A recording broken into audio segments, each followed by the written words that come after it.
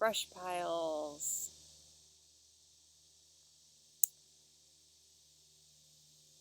So I used to think that it was either human callousness, cruelty or callousness that could move people, particularly modern day Americans, to cut large swaths of edges, roadside edges, edges of fields, whatever. Cut it and pile it all up and either leave it as, waste, or even worse, particularly in rural North Georgia. But in other rural areas, I've noticed people will take all the debris, all the woody stuff, and pile it into a huge pile in the middle of the field or yard and burn it, to get rid of it, to like clean up the property, to keep it spick and span. I used to think that was, some evilness, some cruelty. And I think more and more over the years, maybe I think it might be, I didn't understand it when I was younger. But I do think that, I just hate to say it, but I think capitalism has sometimes more to do with it, sometimes more, sometimes less, of we don't have the time to devote our labor to dismantling a beautiful brush pile for all the riches and all the material and all the beautiful, important, sacred, useful, practical materials in that brush pile. We don't have the time to do that because the products we could extract from it are not worth monetarily the hours of our labor to do it. So that's what I think. But also just this huge lack of respect, lack of reverence for plant material. I'm going to get into what I'm talking about here. Today we're going to talk, we got a huge brush pile here, a whole bunch of recently cut trees, but nothing huge in diameter, like nothing bigger than that big around, really. And I'm going to talk about using tannins from edges. We're going to talk about white oak bark specifically. We're going to talk about cambium, or living inner bark, versus the dead outer bark, stripping bark, all that kind of stuff today. This is a good opportunity because I'm here at this property and my friend, the landowner, had another one of our landmates clear this little area right here where there was really just the young trees, so we could build a little, little outdoor gathering space, covered classroom type of deal. So, it's real life. Trees come down in real life, and they're precious, even on the ground. I don't know, I think so much these days about how,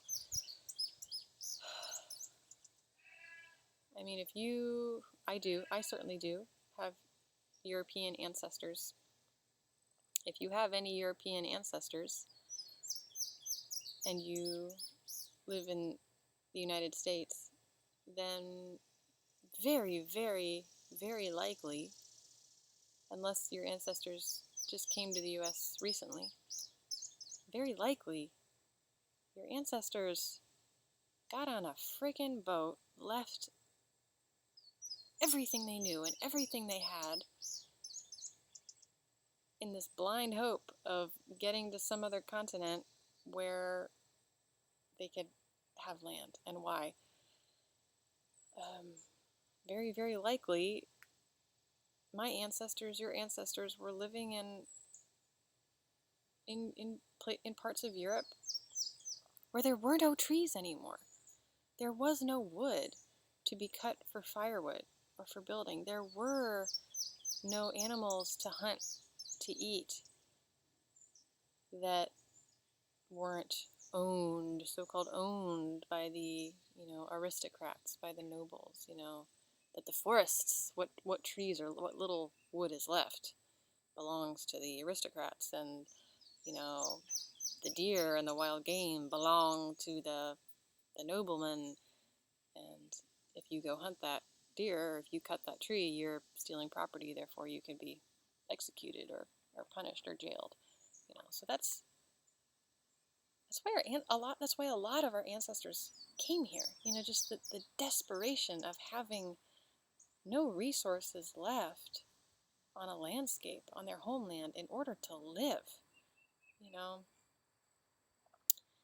And here we are today in the eastern United States, which is the eastern forests, which is this very lush, very rich, very forested region of the world. And we have so little respect for what's green, for what grows. I get it, because it's abundant. I get it. Still, let's go into it. So what am I actually talking about in all of this? Okay, so big beautiful brush pile, a lot of saplings on the ground, and why is all this stuff so amazing?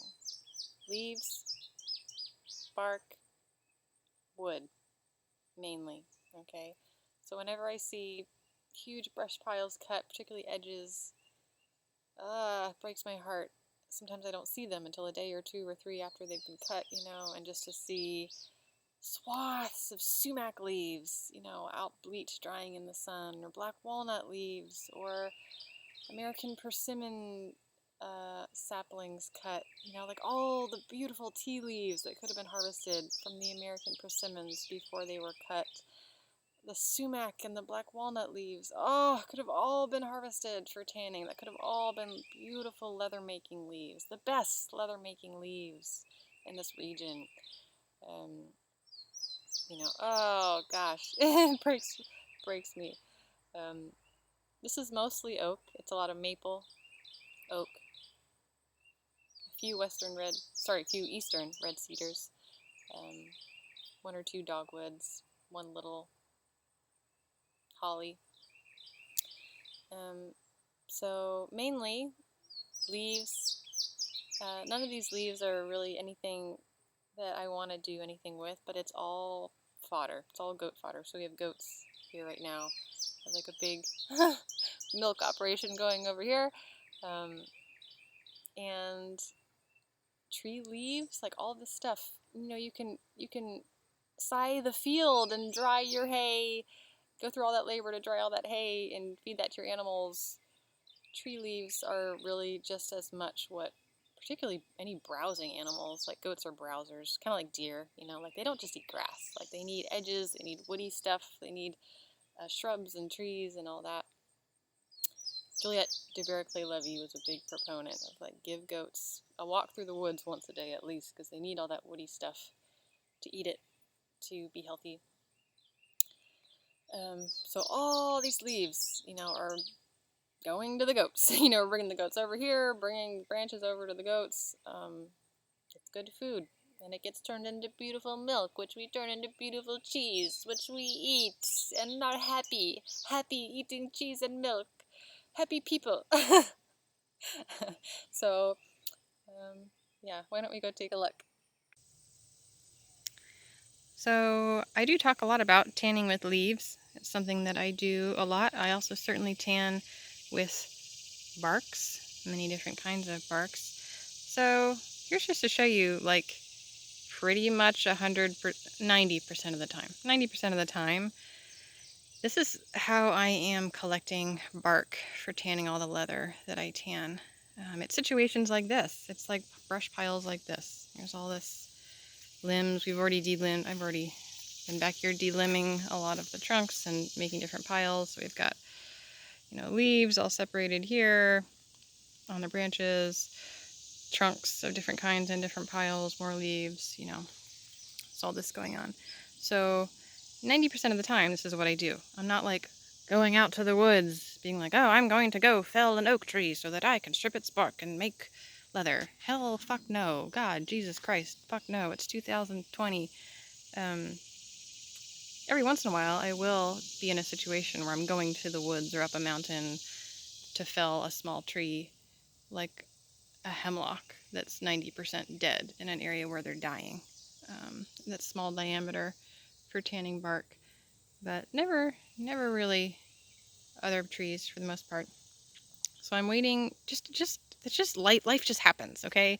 You know, I'm in different places, either where I'm living or a friend will call up and be like, oh, hey, you know, we just had to have this huge oak taken down because, you know, either it was dead or no, it was dying and it was a, you know, I don't know, a safety hazard or something. Or we're building this little cabin. We had to take some oaks down. Do you want to come strip it? And I'm say hell yes, and you should say hell yes. Or it's where I'm living, somebody's taking down trees. So I take advantage of the opportunity. You know, like, okay, all these trees are coming down. I'm going to use them. Going to use them. So most of this is white oak. You can see here by the leaves. See how rounded the lobes? So the like edges of leaves that get wavy and go really in and out. We call those lobes botanically. So these lobes are very rounded rather than spiky. See that one spiky? So there's only like one or two of this oak, a red oak, probably a northern red oak. But most of it is this white oak with these soft, rounded lobes. And then most of the rest of it is maple. Probably red maple. Okay. You know, just like a maple sugar bottle. Okay, maple leaves. So basically what I've done is I come into an area like this with a hatchet and a drawknife. It's pretty much what I'm working with. Back and forth. I go back and forth between hatchet and a drawknife. Because I'm kind of a minimalist. So with a hatchet, I'm separating, lobbing off branches, anything that's too small diameter for me to really strip. And I'm making piles, okay? So all this maple, I don't find maple bark to be very tannic, so I don't use it for tanning.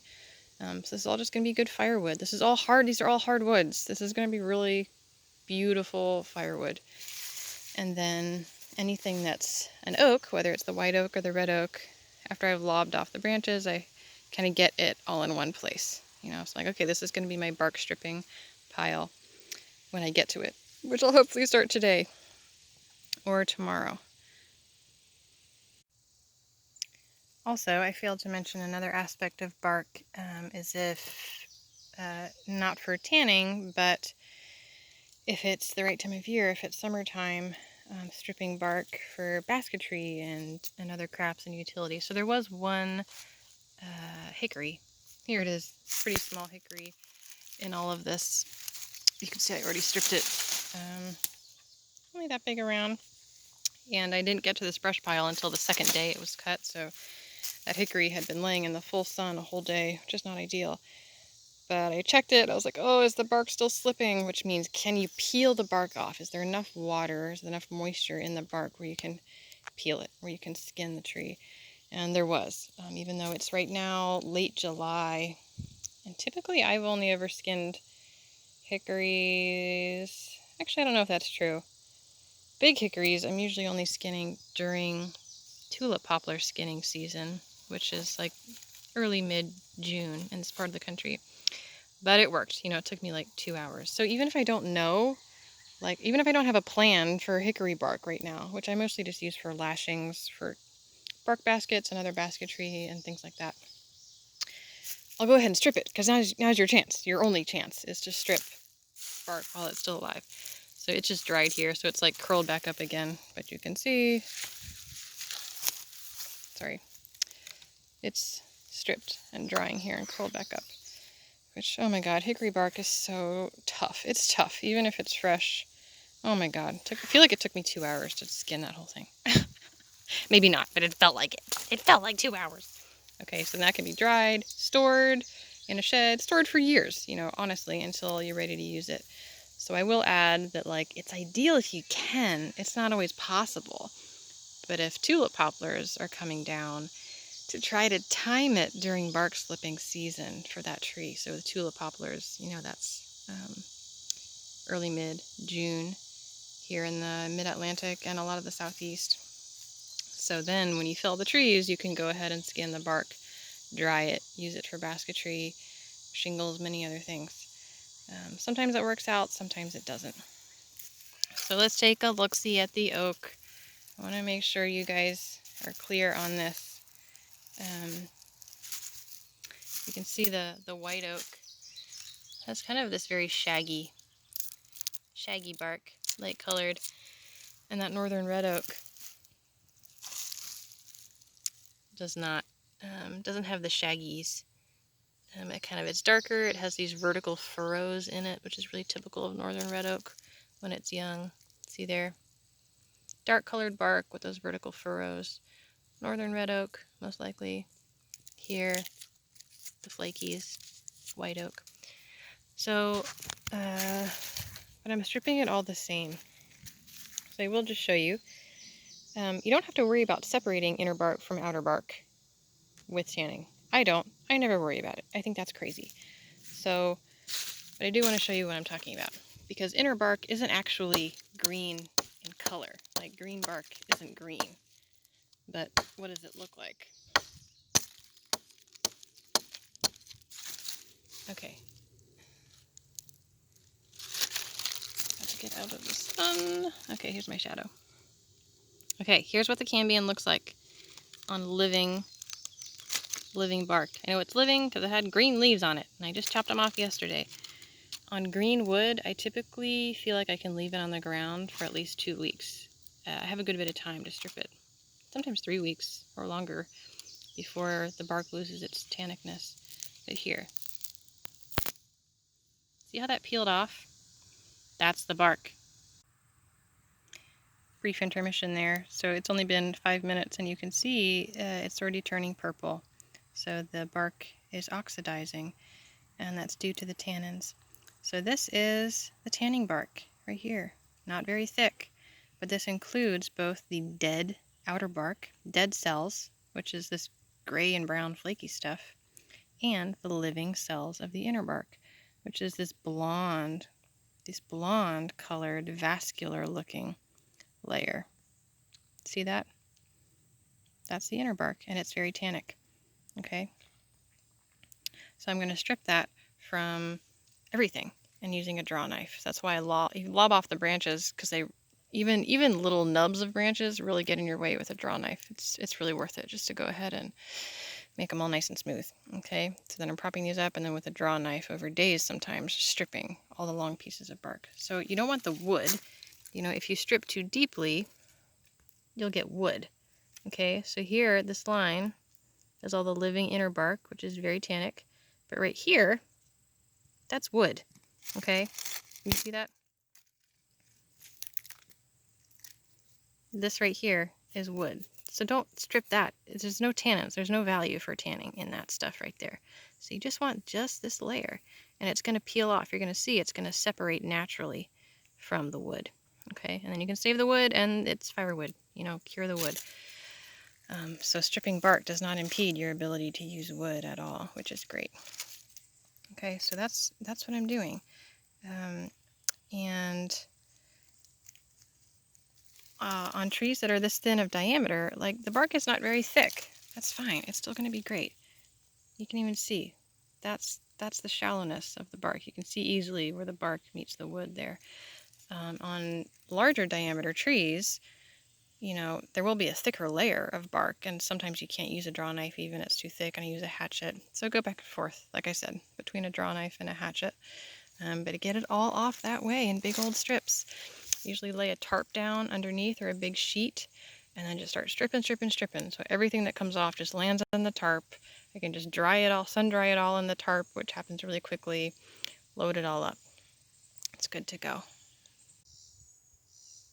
We have time traveled. It's later in the day, later in the afternoon, after I've done some stripping, at least gotten started on it. So this is exactly the setup that I'm talking about. It's pretty much how it looks most of the time that I'm stripping bark. So, I have a big tarp set out to catch all the bark, so that I don't miss any little bits. And then I just kind of bring pieces of wood one by one and prop them up somehow and get stripping. You can see I've only done like 3, these, and then they're naked, and then they become firewood pile. So my draw knife is probably one of my most precious of all possessions. A really good draw knife and a really good hatchet. 2 of my most precious prized possessions. This is a really good one. Keeps a really sharp edge for a long time. I also have another antique draw knife that is less good. It's so worn that, like the blade is like that short from being used so much, so it dulls much more quickly, and you have to sharpen it like 5 times just in one session of skinning bark. This one's amazing. I can skin bark all day long and not have to sharpen it. So it makes a difference having good tools, having good blades. But this is just to show you, especially when bark is green, it's coming off in long strips like this. The draw knife draws it off in long strips, but also, all of these either came down yesterday or the day before. So the bark is very green. So it strips off very easily. Like I'll pull, just to show you. Can't really do it with one hand, but just to show you, with both hands, right, I would pull, and there's no way I can do that with one hand. But kind of once it starts to pull, it'll like peel off in like long strips. Sometimes it'll just you just grab it and it will peel all the way to the base of the trunk because it's so wet. So I say that to say it is easier to skin bark while the wood is very, very fresh. But say this wood, was cut and stored in a dry place for a month or 2 months, such that it wasn't getting rained on and decomposed, so that the bark had totally dried on the wood. The bark is still going to be full of tannins, because rain and weathering hasn't degraded them, leached them out, if it's stored in a dry place. But the bark will not be full of moisture anymore. So you can still strip the tanning bark off the wood then. It's just a little harder. You're not going to get as nice, long, big, wet strips. You just have to put a little bit more work into it. So either way, it doesn't really make a difference. And this is, right now, I would call this a very tiny amount of bark. Very tiny. This will not get you very far with tanning. So often when I'm doing this, I'll do many batches. Often in my life, I may end up with a pile of bark, this tall. More bark than 2 or 3 people could possibly lift in a tarp. So you need a lot of bark. It's a lot. You gotta just go for it.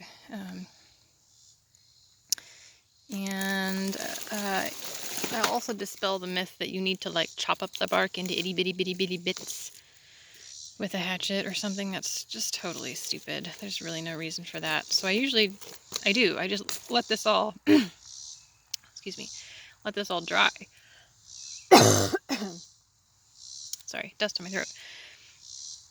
Let this all dry. It's already drying quite a bit. Once it's totally dried, it gets brittle. So as I'm kind of stuffing the dried bark into usually big cotton pillowcases or burlap sacks or big plastic tubs with lids, any storable storage container at all, this will just snap. Once it's dry, it snaps. So the pieces that are too long to stuff into something, they just kind of snap, right? I just kind of break them roughly with my hands while I'm shoving it all into a storage container. And that's it. That's all the breaking up you need to do, because this bark is so thin, right? You get the idea. It's so thin. Like, tannins are going to come out of there when you boil this or when you cold soak it. You don't have to worry about chopping it into little pieces. So as long as you can shove it all in a pot or a bucket, you're good. I think the whole chopping up bark into itty bitty pieces probably comes from, ages ago when all the eastern forests here in North America were logged by Europeans who came over, logged all the eastern forests, and they logged gigantic trees. Those, as they're so called now, virgin trees, which means an old growth tree that 5 or 6 or 7 adult humans would have to stand in a ring around to wrap their arms around. So trees that large, okay? That's what the entire eastern forest, north to south of this continent looked like. That was only like a few hundred years ago. It breaks the mind to try to think about that. So you can imagine the bark on really, really large trees would be so thick, right? So kind of doesn't make sense. You'd have to break that up quite a bit because it would just be beastly in order to use it. So none of that really applies to like any of the bark that I am ever stripping. Sometimes I'm stripping logs that are, at least, from my foot here to here, 2 feet in diameter. Never had a issue with the bark being too thick. So yeah, the chopping into itty bits thing is just it's not realistic. And in general, this is a very small pile of bark to strip. For one person, that's like not bad. For multiple people, we would need more bark if we're doing a good bit of tanning, because this is not oak. It's just this. That's oak. So not a ton, but good. Very useful. Okay, we're going to go backwards in time once again. Don't get dizzy. So yes, I do use white oak bark for tanning. If you've seen my other videos or been in classes with me, then you probably have heard my spiel. But I'm not a person who's a believer in like, oh, there's only just 1 or 2 good tanning plants to use. You should, this oak or that oak is the best. And there's common beliefs like, oh, white oak isn't as tannic as the others. It's no good. Just just for Christ's sake, it's all bullshit. It's all bullshit. And on the small scale, it's all bullshit. So if you're doing at-home tanning, if you're doing this by hand on land, I love white oak bark. I've harvested a lot of white oak bark and used it for tanning. It makes beautiful, beautiful leather. But any type of oak, for the most part, like I've used white oak and northern red oak and black oak and just mixed oaks from like even firewood piles where the firewood's already split, but if it's still green and hasn't cured yet, sometimes I'm just like stripping wood from each piece of firewood with a hatchet. Being like, I don't care what it is, I'll take it all. So yes, white oak is great. Because it's where you live. If white oak grows where you are, on the land where you live, use it for tanning. If it grows on the opposite side of the world, don't freaking use it for tanning. Like, we gotta get away from this whole, like, the great globalization of the world. We can have any product from anywhere that we want. Like, fuck that shit. If you're making garments, if you're making leather from the land, the best tannins for it are from the land, right where you are. So I'm going to strip all this white oak bark and the red oak, and we're going to talk about how to strip it. Some people get really confused about this. So here's the thing, is that you have to strip tanning bark from living trees. Like, that's the heartbreak of it. Like, yes, living trees have to come down, have to be cut, have to die in order to make leather. Trees have to die for the most part. Historically, for the entire human story, trees have to die in order for humans to live. So that's because the living inner bark, which is colloquially called the cambium, though scientifically that's not completely accurate, but the living inner bark is alive. The cells are shuttling up, water and nutrients up and down the trunk, so they are phytochemically active. That tissue of the living inner bark is phytochemically active. That means all the phytochemicals, phyto means plant, so all the plant chemicals that naturally occur in the tissue of plants are intact. Okay? Tannins are one of those chemicals. All the other chemicals are these different things that we call medicines for the most part. So you have to strip bark from what we call green wood. That means alive, wood that's alive, where the cambium is still green, it's still wet, it's still living. So if an oak tree comes down because it's dead, if it's dead, you really can't use it for tanning, unfortunately. There are some exceptions to that. Among hemlocks, I found exceptions of really, really old hemlocks that had really thick bark and were just huge and that had been on the ground for years, but had not rotted completely. Where like some of the inner chunks of bark were still bright red and tannic because it took that long for the weather and the elements and the bugs to disintegrate them and leach out the tannins. For the most part, in my life, I'm harvesting all green wood, green bark. How do you know if bark is good for tanning? How do you know if it's tannic? Don't just start stripping bark from a tree because a book said so or because I said so. Don't do that. You gotta taste it. Always taste it first. Before I harvest leaves, sumac leaves, any other type of leaves, barks, before you spend all of your labor and hours harvesting, taste that shit first, okay? I don't care what a book says. I don't care what some scientific analysis is going to say about the tannin levels of that species of tree. The proof will be on your tongue. The proof is in the astringency, okay? So here's the little chips of bark, of the living inner bark. This stuff right here, okay? It's still green. I can even tell, like, it's flexible. It has moisture in there. It's green. Chew on it. You're going to be a bark chewer if you become a tanner. And really, give it a minute. Really, really chew it. Chew it around on your tongue. Give it time for the juices to start to come out. It's not going to happen right away. Always. Oh! Oh, yeah. Oh, yeah. At a certain point, oh. At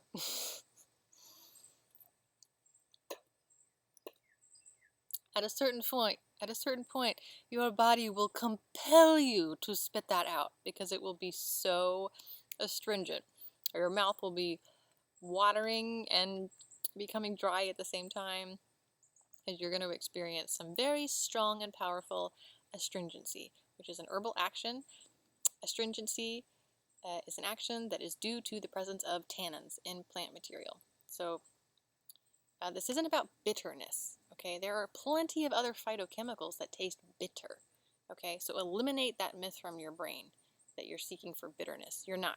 You're seeking for astringency, okay? And when you're tasting a plant, you're going to taste all of its other phytochemicals also, which can all have different flavors, strong flavors. So every plant is going to taste different. So try to not pay attention to all the other flavors when you're doing this. Try to just zero in on sensing for not a flavor, but the sensation of astringency on your tongue and in the tissues of your mouth. That's how to isolate whether or not plant material is strongly tannic or not. Therefore, whether it's worth your while to use for tanning or not. Because if it's not very tannic, if it's not very astringent, it's not worth your while to even try using for tanning. It's going to be a waste of your labor and time. So you will feel tightening on your tongue. Like when you drink really, really, really strong cup of black coffee that's been like if coffee's been left with the grounds in the coffee like overnight and it's gotten really strong, or like green tea that was brewed way too strong, or an unripe persimmon, if you just bite into it, or an acorn, if you just like bite into the flesh of a raw acorn. Those are all experiences of astringency you'll have. Or like your whole mouth feels very dry, like it sucked all the moisture out of your mouth. It's a very strange sensation, and that's astringency due to tannins. So I'm getting a pretty good astringency from this bark. So I'm like, okay, it's good. Gonna strip it. Okay. So yeah, this is just me encouraging you to like taste. Use your tongue. It is the best tool you have to measure tannins locally where you are. And I mean, it's absolutely disgusting, but it's also like so good. Like as a tanner, it just becomes like I'm constantly nibbling on tannins, sampling, these leaves and that leaves and this bark, and it's just like, it becomes a good sensation where it's just like, oh, those are some good tannins. Oh yeah, this is some good stuff. It's also amazing to me about white oak bark and many oak barks is that when they're green, right in this living bark right here, they're so pale. It's so blonde. And you think, how is that going to make a dark brown leather? You would think that would just make like the lightest beige leather in the world. So it's so mind-boggling how it happens. When you strip the bark and it's laying out in the sun and it's oxidizing, it will all turn browner as it's drying. That's normal. Sometimes you'll get purple flecks on it. They're kind of like a purplish grayish to me from metal, from like your hatchet blade or your drawknife blade. So as the metal, the iron, is coming into contact with the tannins, it's reacting and it's creating that dark pigment. So you'll see those all over the place, which is an indication of the tannins. But then it's like, once this bark is all dried, and then later down the road when I brew it, so either I'm boiling it in water, or with oak bark I don't even have to boil. If it's a sunny day, just cover it with the dry bark, not the green bark, the dried bark. If I cover it with water in a bucket and just leave it out in the hot sun for a day so it really gets hot. By day 2, it is strong, dark red, beautiful tanning solution, and the leather's brown. And white oak leather, when it's done, it is kind of a lighter brown leather. But as the leather ages and oxidizes and gets exposed to light and the sun over days or weeks or months, the leather darkens its brown color, and it ends up, color-wise, to me, being indistinguishable from other oak leathers. So strange how that happens, the color change. It's alchemy. It's mind-boggling. It's totally mind-boggling. So here we go. Ay, ay, ay. So leaves are going to turn into goat milk and poo-poo, goat poo-poo in hay, which will go into the gardens and make us more herbs and vegetables and fruit trees and wonderful things, and all the bark will go into tanning perhaps some of the deer hides that will come this fall season, and other hides, and then the wood will go into keeping us warm, cooking, clay-fired pottery, all the important, wonderful things that wood is good for. The hickory bark, who knows what that lashing will be used for? Probably many things. It will go into crafting, likely basketry. Yeah, it's just amazing. Brush piles are amazing. But you gotta and it's been it's like 98 degrees here yesterday, and this whole area is in the full sun. We're starting to get it after the morning here, and oh my god, it's just it's hellish. It's the heat in the sun is hellish. Spending the hours going through all this stuff. So it takes time. You gotta pick through stuff. You gotta sort it. So wonderful. So much love for brush piles. Yeah, using it all. That's all I wanted to talk about. So those were some of the important things. Was inner bark, cambium versus wood. The tree has got to be alive when it comes down. The bark has got to be green and living in order to be tannic. If you're not sure if the tree has been down for a month or 2 or 3, and you're like, oh, does that bark still have tannins in it? Just chop off a little piece and taste it. That's how to answer your question right then and there. Just taste it. Yep, if you have any questions, let me know in the comments or on Patreon if you're on Patreon. Gotta get to work today, doing all this. One of the goats is screaming because she wants more pasture stuff to do. Bye-bye. Also, we're doing fun experiments with curding cheese with no added acid and no rennet. Old peasant style, just letting the milk go bad on its own. It's curdling. Cheese experiments. Okay, bye. Oh, and if you're new to my crazy videos or don't know yet, you can support me making these videos by going over to my Patreon page, patreon.com/stormsofdaylight. It's the same name as my website, Storms of Daylight. And you can become a supporter of these videos. It's the only support I have for making these. It takes me at least 2 days to put up one of these videos, one whole day just in the computer side of the uploading it.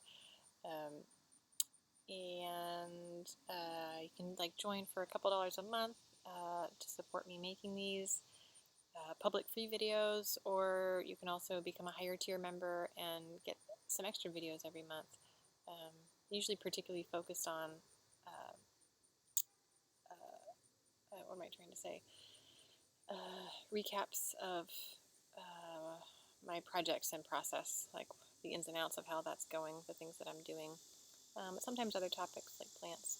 So head on over, check it out. It's very important to me, and thank you so much to everyone who's already on there. It blows my mind. It blows my mind that the people that are on there supporting this stuff. I'm just like, what a godsend. All right, bye-bye, guys.